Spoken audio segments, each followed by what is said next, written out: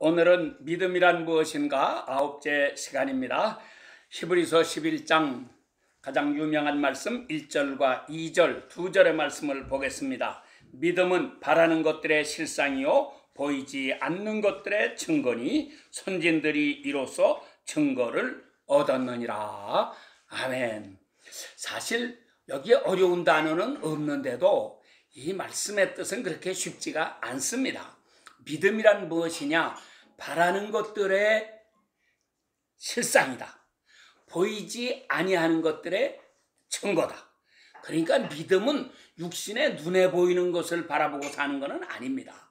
육신은 눈에 보이지 않는 것을 보이는 것처럼 이렇게 하고 사는 것입니다. 그러면서 먼저 있는 말씀은 바라는 것들의 실상이라.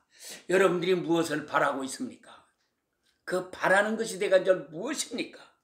이것이 이루어지는 거죠. 이것이 구체적으로 이루어져. 그 모습을 바라는 것을 이렇게 마음에 그리면서 이것이 이루어진 것처럼 이렇게 내다보고 사는 것이 믿음이라고 하는 것입니다. 미국의 유명한 어느 호텔에 벨보이가 하나 있었습니다.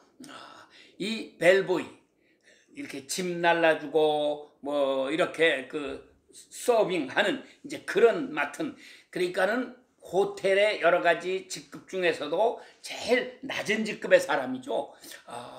이 사람이 열심히 일을 했습니다. 그러다가 나중에 이 사람이 크게 성공해서 호텔 왕이 됩니다. 그래서 이 사람이 만든 호텔을 힐튼 호텔이라고 했는데 이분의 이름이 힐튼, 콘레드 힐튼이라고 하는 사람입니다. 그 사람이 나중에 크게 성공해서 힐튼 호텔의 대회장이 되었을 때에 그런 말을 했습니다. 나하고 같이 호텔에서 일했던 벨보이들이 많이 있었다. 그런데 그들은 그냥 그 벨보이 하는 그 생활로서 만족하고 그렇게 큰 꿈을 가지고 있지는 않았다. 그러나 나는 비록 벨보이로서 제일 말단직으로서 이렇게 일을 하고 있지만 나도 장차 이 큰 호텔의 경영주가 되겠다 하는 꿈을 가지고 그것이 이루어질 것을 늘 바라보면서 이렇게 살았다. 그래서 나는 그 꿈을 이루기 위해서 열심히 일하고 성실하게 일하고 충성스럽게 일을 했는데 드디어 내가 이렇게 큰 경영주가 되었다라고 고백했다고 하는 것입니다. 우리나라의 김영삼 대통령은 중학생 때인지 고등학생 때인지는 몰라도 그때부터 자기 책상 앞에 그 벽에다가 나는 장차 대한민국의 대통령이 될 것이다 라고 써붙여놓고 날마다 그거를 보면서 나는 대통령이다, 대통령이 될 것이다 이러면서 꿈을 키웠다고 하지 않습니까? 물론 누구든지 그렇게 해놨다고 해서 다 되는 것은 아닙니다. 그러나 이분은 자기가 대통령 되는 것에 대한 꿈을 가지고 내가 어떻게 해야 대통령이 될 것인가, 또는 내가 지금 대통령이라면 어떻게 살 것인가, 이런 생각을 하면서 자기 자신을 키워나갔던 것입니다. 꿈을 가지고 있는 사람입니다. 그것이 마치 지금 내 눈앞에 이루어져 있는 것처럼 이렇게 생각하면서 그 소원을 가지고 사는 사람입니다. 그렇게 해서 전에 지금도 많이 유행하고 있기는 합니다만은 한창 유행했던 것이 뭡니까? 적극적 사고방식. 그래서 우리는 무엇이든지 내가 소원하는 것을 어떤 꿈을 그려라. 조영기 목사님도 이거 많이 가르쳤죠? 이거를 가르쳐라. 우리 한국의 대교회 목사님들이 거의 다 이거 가르쳤습니다. 그래서 꿈을 그리고 그거를 목표로 하고서 이렇게 기도하면서 살면 그 꿈이 다 이루어진다. 2002년 월드컵 때에 꿈은 이루어진다 라는 표를 나중에 세우기도 했지만은 꿈은 이루어지는데 누구에게나 다 이루어지는 것은 절대로 아닙니다. 이렇게 이것이 이루어진 것을 바라보면서 그 소원을 향해서 달려가는 사람, 이런 사람에게 이루어지는 것입니다. 그런데 이 적극적 사고방식이라고 하는 것은 사실 큰 문제를 포함하고 있습니다. 뭐가 문제냐? 첫째는 세속적이라고 하는 거죠. 그러나 중요한 메시지는 우리가 정말 소원하면 그 소원하는 것이 이루어진다고 하는 사실입니다. 그런데 그 소원이 세속적인 것이 될 때 세상적으로는 성공합니다. 대통령도 됩니다. 큰 재벌도 될 수 있습니다. 위대한 과학자도 될 수도 있습니다. 얼마든지 소원이 이루어질 수가 있습니다. 하나님은 그들의 진실한 기도를 들으시고 마음의 간절한 소원을 들으시고 다 이루어 주십니다. 그런데 결정적인 약점은 이 세상적인 것을 바라면 세상적인 것은 이루어지는데 우리가 거기에서 더 크게 눈에 보이지 않는 이 하늘의 신령한 것을 사모할 줄 알아야 되는데 여기에 미치지 못하면 그것은 우리 기독교회가 말하는 성경에서 말하는 믿음은 아니라고 하는 것입니다. 그래서 세속적인 믿음과 성경에서 말하는 믿음은 근본적으로 이렇게 다릅니다. 한국에서 크게 성공한 사람들 많이 있습니다. 그러나 하나님을 믿지 않는 사람, 그 성공한 사람들 거의가 다 하나님을 안 믿는 사람들입니다. 그들은 자기의 꿈을 키웠습니다. 성공했습니다. 세상적으로는 성공하고 칭송하고 높임을 받고 영광을 받았습니다. 그러나 그들은 하나님을 믿는 사람들은 아닌 경우가 너무도 많습니다. 또는 믿는다고 해도 형식적으로 교회에 왔다 갔다 다니고 믿는 척은 했지만 진심으로 하나님께 자기의 소원을 두고 사는 사람들은 아닌 경우가 너무도 많습니다. 그러나 우리 성도들은 이 땅에 있는 것에 목표를 두고 사는 사람이 아닙니다. 아브라함과 이삭과 야곱은 자기의 고향을 떠나서 나그네로 살고 정말 정처 없이 이렇게 고난을 당하면서 살았지만 그들이 혹 원했다면 자기들의 고향에 돌아갈 수도 있었지만 그들은 이 세상에서 이렇게 이방인으로 나그네로 살다가 마쳤어요. 생을 마쳤습니다. 그러나 그분들에게 분명히 다른 것은 이분들은 인생을 허무하게 살지 않았다고 하는 것입니다. 이분들은 하늘에 있는 본향을 사모하면서 살았습니다. 그러나 이 세상에서 성공했다고 하는 많은 사람들, 그 사람들의 거의 대다수가 천국을 바라보고 산 것은 아닙니다. 세상에서 돈 벌기 위해서, 세상에 유명한 사람 되기 위해서, 세상의 명예권세를 위해서 모진 고난도 다 감수해 가면서 이렇게 해가지고 세상에서 드디어 성공했다 하는 것입니다. 근본적으로 뭐가 다릅니까? 세속적인 것은 성공했어도 그 사람은 천국과는 아무 상관이 없습니다. 그분의 인생, 그런 사람들의 인생은 허무합니다. 허무한 것으로 일생이 끝나는 것입니다. 돈이 많으면 뭐하고 권세가 많으면 뭐하고 명예를 얻었으면 그게 무슨 소용이 있습니까? 그러나 천국의 소망을 두고 살아가는 사람들은 아름다운 꿈, 천국을 향한 꿈을 가지고 삽니다. 그들의 일생은 참으로 고난이 많습니다. 박해가 많습니다. 어려움이 많습니다. 좌절할 때가 많습니다. 실패할 때가 많습니다. 그럼에도 불구하고 꿈은 흔들리지 않아야 했다는 것입니다. 그래서 그런 사람들은 이 세상에서는 고난을 당했어도 나중에 그들이 죽게 되었을 때에 그들은 결코 허무하지 않은 인생을 살았다고 하는 것입니다. 잘하였도다 착하고 충성된 종아라고 말씀하시는 주님의 이 위로와 이 칭찬의 말씀을 들을 때에 마음에 얼마나 큰 감격과 기쁨이 충만해지겠습니까? 여러분, 우리가 이런 믿음을 가지고 살아가는 사람들이 되어야지만 하겠습니다. 그래서 우리는 하나님 말씀을 특별히 이 마지막 때에 하나님의 말씀을 어떻게 대해야 될 것인가, 우리가 무엇을 바라면서 살아야 될 것인가, 여기에 대해서 마음에 깊은 성찰이 있어야 됩니다. 마음에 깊은 깨달음이 있어야 됩니다. 행여 여러분들이 세속적인 꿈과 세속적인 욕심을 가지고 있다면 빨리 버리세요. 그것은 절대로 믿음이 아닙니다. 그거는 세상 사람들이 말하는 믿음이지 주님이 우리에게 요구하시는 믿음은 아닙니다.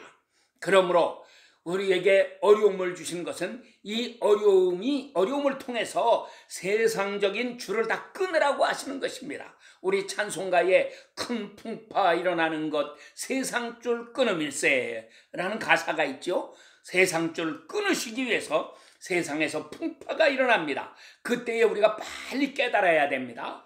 혹시 하나님 앞에서 내가 뭔가 끊지 못한 잘못된 줄이 있지는 않은가, 이거 끊어버리고 주님과 나와 맺어진 이 줄을 더 튼튼하게 해서 주님 앞에 더 가까이 나아가는 사람들이 되어야지만 하겠습니다. 갈라디아서 1장 6절부터 9절 보면 이 갈라디아서는 바울이 갈라디아 지방에 보낸 편지인데 이 갈라디아서는 처음부터 굉장히 아주 준엄하게 갈라디아 교회를 책망하고 있는 말씀입니다. 특별히 3장 1절에는 어리석도다 갈라디아 사람들아, 예수 그리스도께서 십자가에 못 박히신 것이 너희 눈앞에 밝히 보이거늘 누가 너희를 꾀더냐. 무시무시한 책망의 말씀이 나옵니다.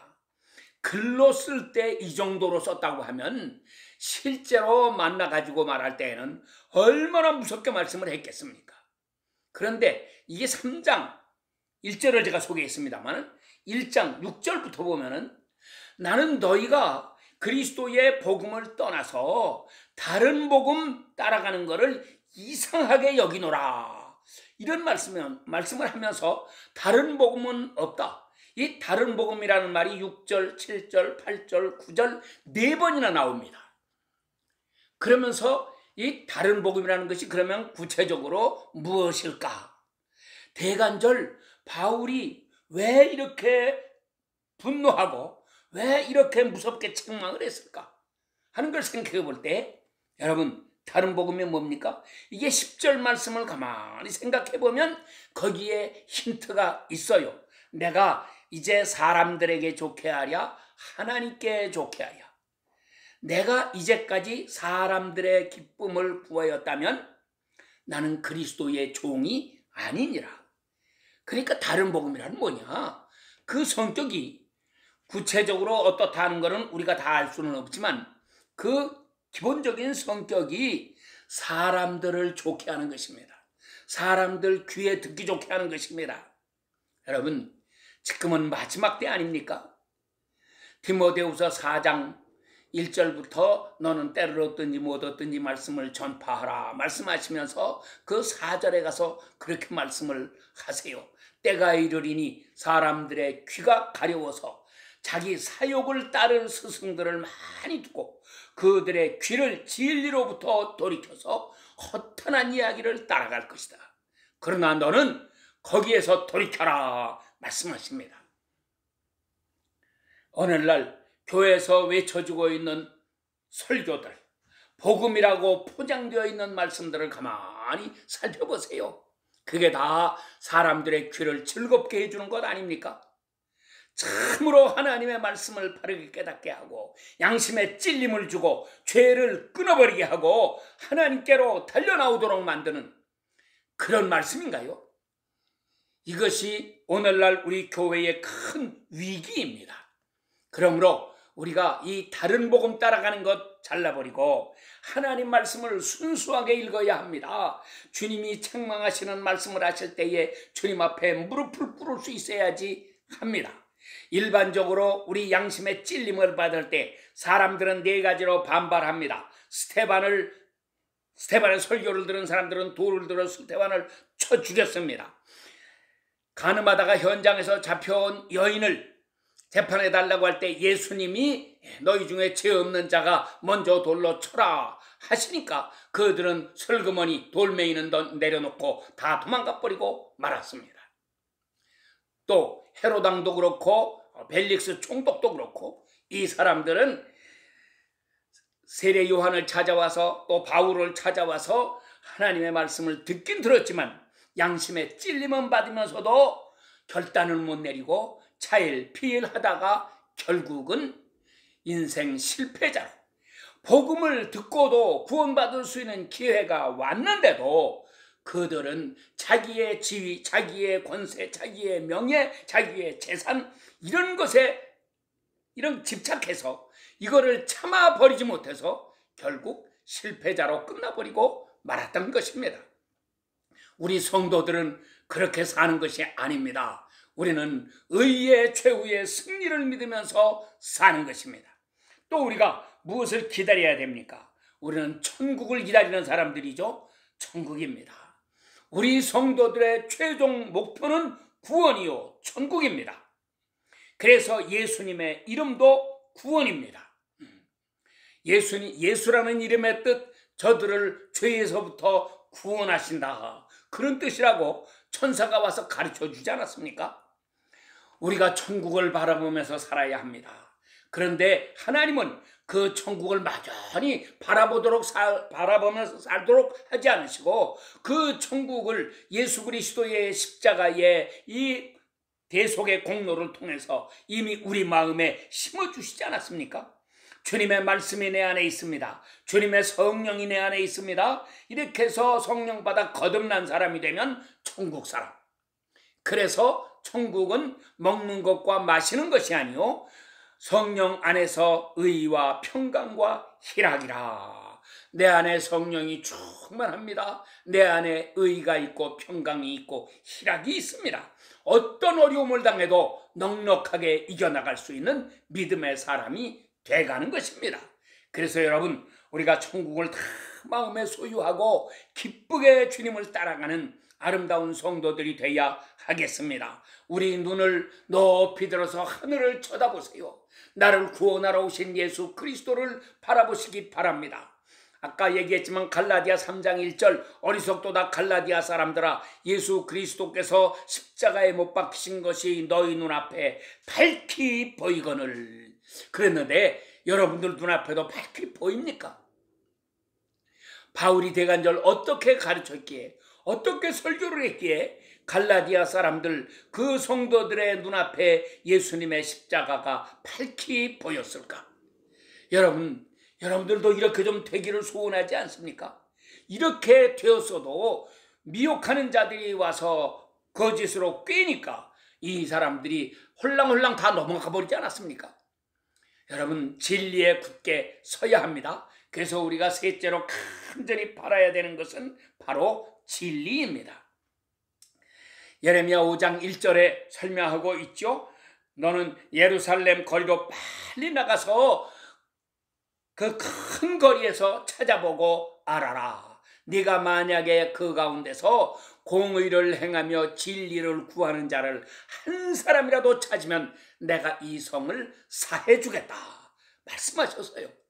그런데 예루살렘 그 큰 성읍에, 그 큰 거리에 공의를 행하며 진리를 구하는 사람이 단 한 명도 없었다는 슬픈 이야기가 되는 것입니다. 그래서 하나님은 바벨론이 침략해서 유대 나라를 멸망시키도록 버렸습니다. 예루살렘 성전이 다 불타버리도록 버렸습니다. 너무도 두려운 일이 아닐 수가 없습니다. 하나님은 지금도 우리를 찾아오고 계시고 우리의 마음속을 살펴보고 계십니다. 예수님은 성전에 찾아가셔서 다 둘러 엎어버리셨습니다. 노끈을 만드셔서 장사치들을 몰아내셨습니다. 그리고 내 집은 만민이 기도하는 집인데 어찌해서 너희가 강도의 소굴을 만들고 있느냐, 무섭게 책망하셨습니다. 이 마지막 때에 하나님은 참 믿음의 사람을 찾으십니다. 여러분, 낙심하지 말고 우리가 하나님의 뜻이 이루어지는 그날을 바라보며 힘있게 전진해 나갑시다. 주님은 오늘도 누가 과연 나의 뜻을 이룰 것인가 찾고 계십니다. 우리 주님 앞에 응답해야 합니다. 주 예수여, 내가 여기 있습니다. 나를 써 주시옵소서. 아멘.